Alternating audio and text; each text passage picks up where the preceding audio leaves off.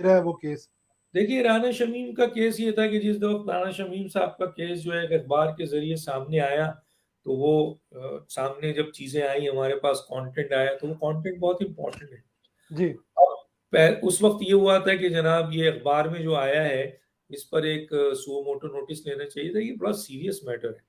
देखिए, नवाज शरीफ साहब को, हुकूमत को, नवाज शरीफ साहब को हटाना सिर्फ नवाज वजीर आजम को हटाना नहीं है, एक इलेक्टेड हुकूमत को गिराया है। जब एक इलेक्टेड हुकूमत गिरती है, तो फिर जो निज़ाम होता है, सिस्टम होता है, पाकिस्तान होता है, कौम बहुत पीछे चली जाती है, बड़ा मुश्किल मसला होता है। बेशक। तो गोया ये कोई मामूली बात नहीं था कि राना शमीम ने जो बताया था, उसके लिहाज से मुल्क के एक आला तरीन मुकद्दर, बड़े इंसाफ पसंद, जिसकी जहां इंसाफ खत्म होता है उसके बाद अल्लाह शुरू होता है, अगर उसके सबसे top chief justice of Pakistan ने ये सारा खेल खेला है, पीछे कौन है ये तो बाद में बात होगी, लेकिन उन्होंने खेला है, तो उन्होंने अपने हलफ की खिलाफ वर्जी की, आइन की खिलाफ वर्जी की, कौम के साथ ज्यादती की, मुल्क के साथ ज्यादती की, और उस इदारे के साथ जिसमें वो चीफ जस्टिस थे उसके साथ ज्यादती की। तो राना शमीम का केस को फिर घुमाया गया, कहा गया कि जनाब ये तो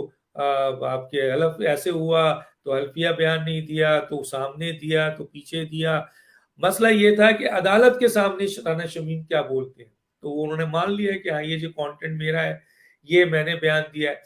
आईनी माहिरीन और कानूनी माहिरीन का ये ख्याल है कि इस्लामाबाद हाई कोर्ट ने सिर्फ जी उनको नोटिस किए, और ये केस तौहीन अदालत का नहीं बनता है जो लोग कहते हैं।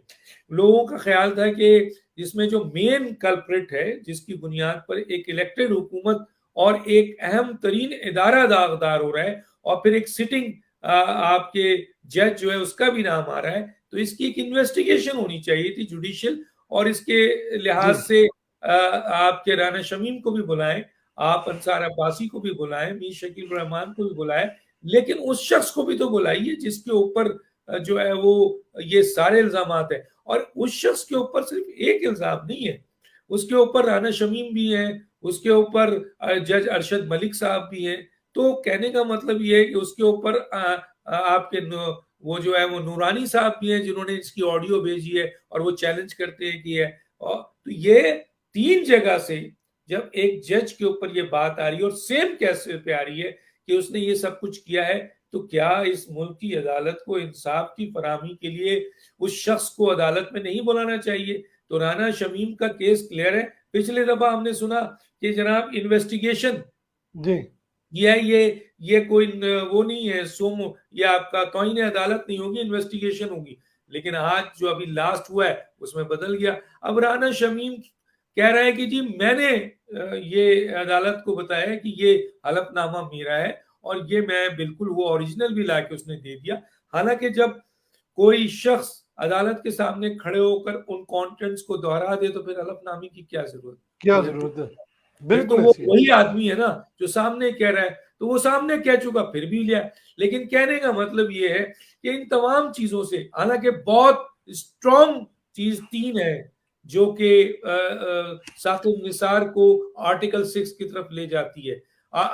साकिब निसार को आइन और कानून तोड़ने, हलफ तोड़ने, और इस इदारे को दागदार करने, और एक इलेक्टेड हुकूमत को गिराने, ठीक है ना, साजिश के तहत इन साहब के ऊपर तो आर्टिकल 6 बनता है। लेकिन सवाल यह है कि वो बड़े आराम से बैठा हुआ है। क्यों? क्यों बैठा हुआ है? इसलिए कि वो ये जानता है कि मुझे ये लोग नहीं बुलाएंगे। और क्यों नहीं बुलाएंगे?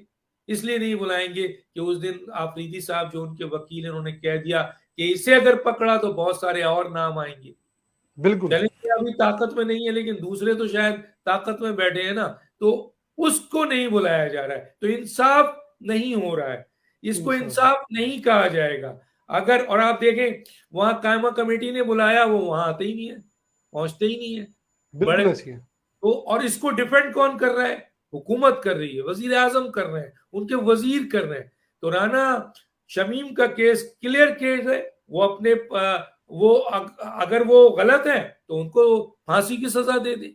वो तो कह रहा है कि मैं आके बता दिया कि हलफ मेरा है और मेरे सामने, तो इसकी सदाकत किस तरह होगी? जब एक आदमी बिल्कुल। बोल रहा है तो इस आप उसको इन्वेस्टिगेट करें ना।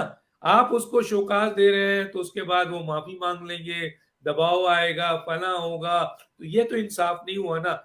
वो शख्स जिसके ऊपर 3 जगह से बड़े इल्जाम है, ऑडियो, वीडियो और सब जजेस हैं, उसको अगर कटेरे में नहीं बुलाया जा रहा है, तो आपके व्यूअर्स, पाकिस्तान की कौम को समझना चाहिए कि ये आदमी आखिर क्यों नहीं बुलाया जा रहा है।